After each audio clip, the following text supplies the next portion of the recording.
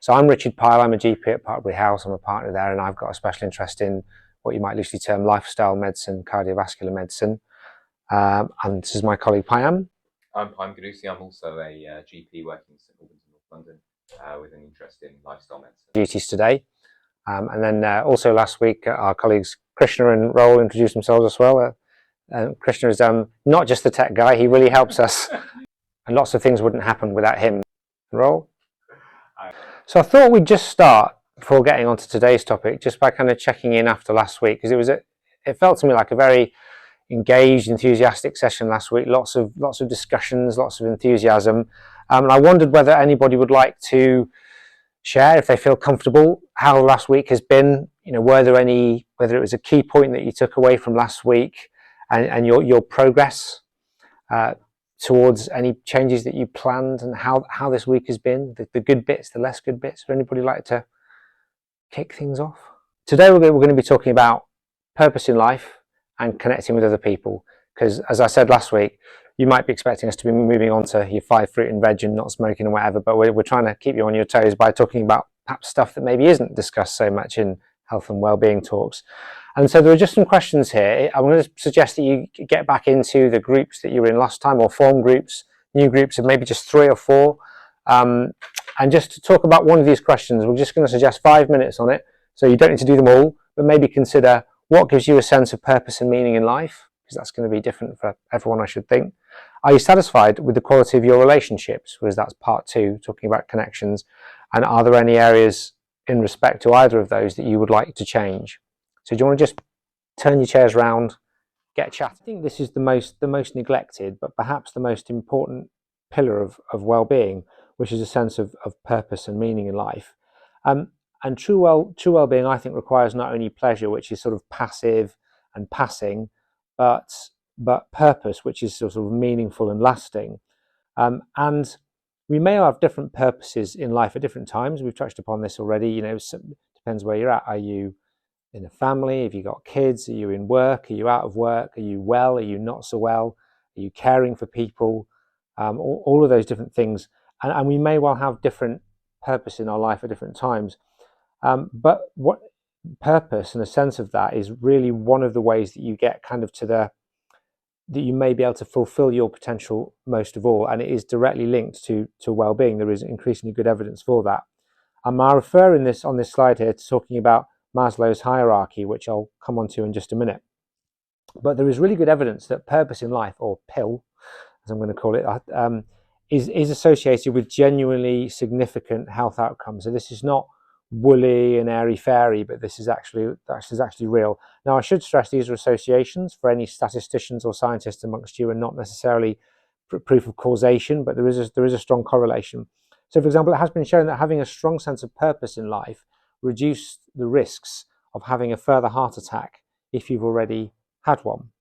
And also it reduces the risk of you ever having a stroke, even the first stroke for the first time. And if you think about when you come to people like me and Payam in the surgery, you know, we're talking about giving you statins and aspirins and blood pressure drugs and all that kind of stuff to reduce the risk of those things happening. But actually a sense of purpose in life is also important in those examples of what we call secondary and primary prevention.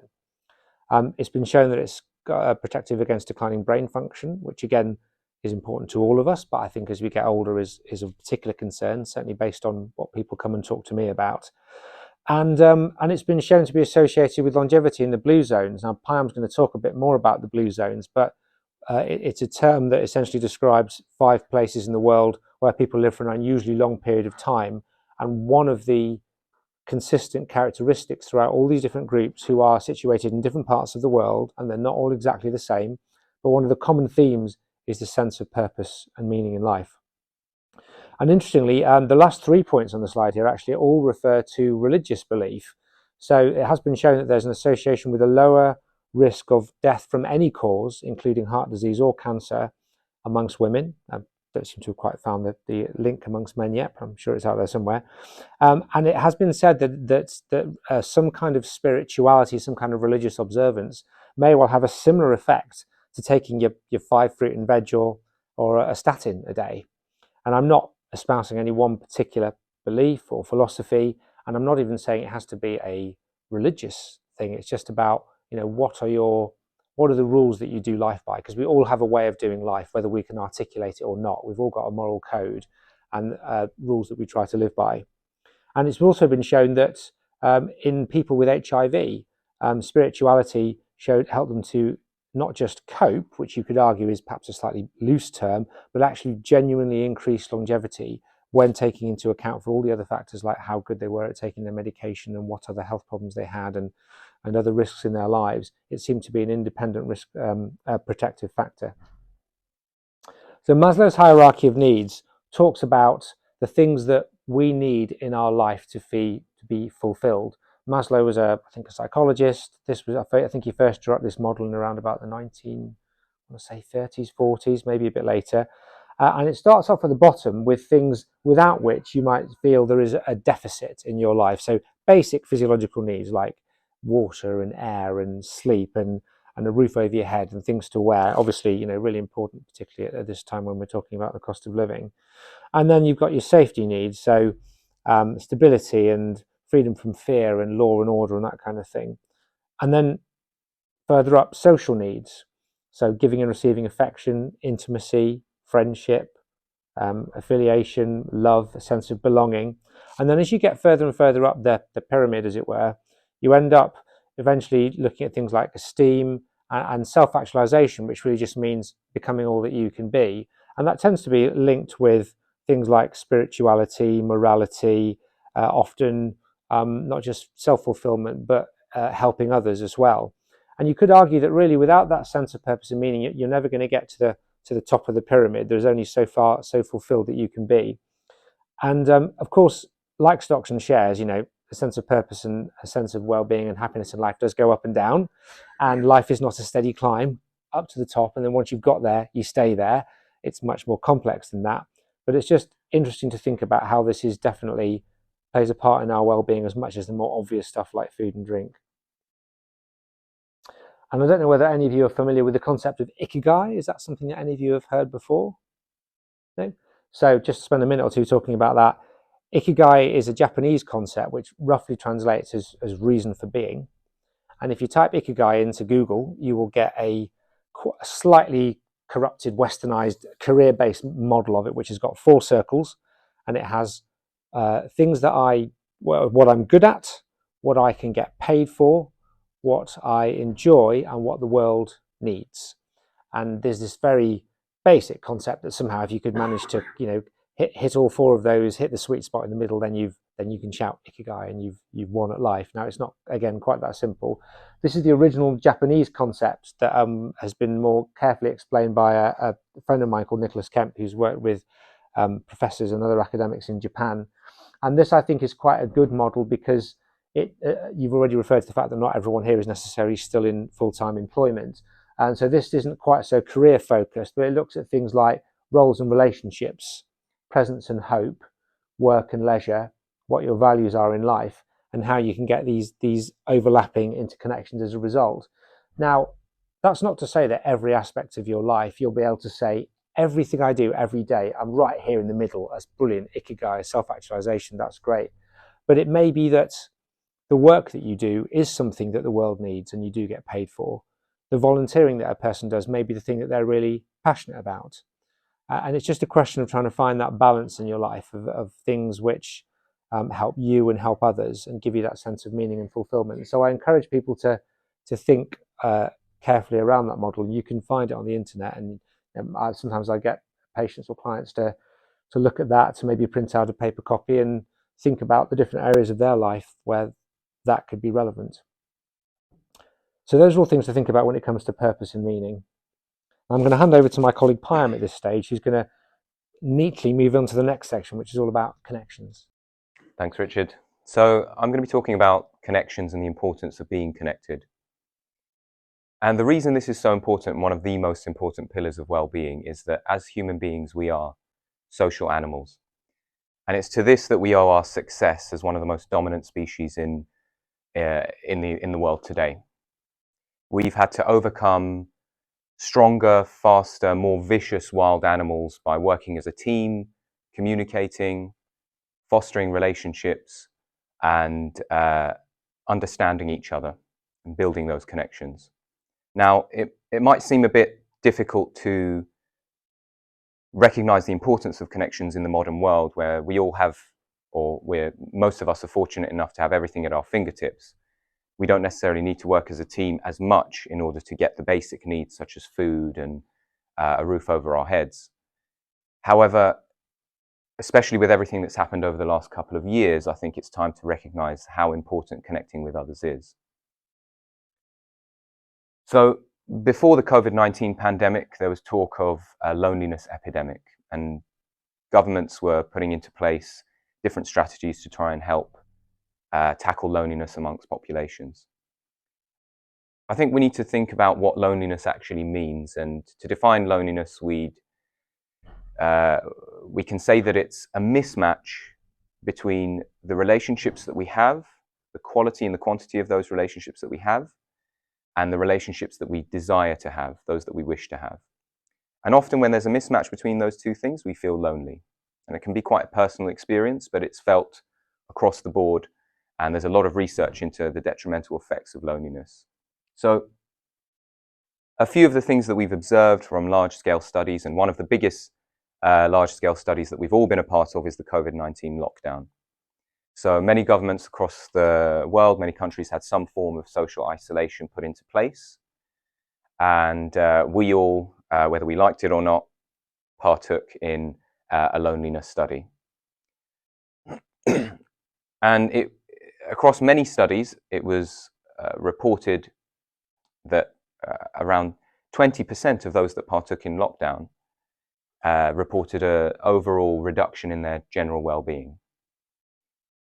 Loneliness has also been observed to, and again, this is an association, not a causation, to be associated with higher rates of heart disease, stroke, many other conditions like cancer and diabetes as well. And some studies looking at trials from across the globe have found an association, studies spanning over 30 years, have found a 30% increase in some of these conditions in people who are lonely. So it is an association, not a causation, but it is time to think about what could be causing these conditions in people who are lonely. And when we think about that, we have to talk about inflammation. Now, inflammation is a big trendy topic in medicine, not just lifestyle medicine, not just well-being, which we're talking about today, but all manner of medical specialists and scientists are talking about inflammation. And what inflammation is essentially it's a cascade of chemical processes in the body that usually occurs in response to a foreign pathogen invading our body, but can also happen as a result of intrinsic processes like stress. So if we're infected with a bacteria or a virus, inflammation happens, these chemical processes occur, and they can have knock-on effects, and they're usually there as a response to get rid of whatever's invading us. If we are stripped of our community, if we're stripped of connections, then, and we feel lonely, we're stripped of that safety of the tribe, of being connected. And that can put us in a chronic or long-term high-stress situation, which sends us down this inflammation pathway, or that cascade of chemicals that is thought to lead to so many different diseases. And when we think about becoming connected again, we have to talk about community. Now, Richard mentioned the blue zones. One of the other really common themes across these 5 areas where people often live to 100 or more and live really healthy and happy lives is a sense of community. Many of the people in these areas know most of the people around them. Often from a very young age, they have a role within the community.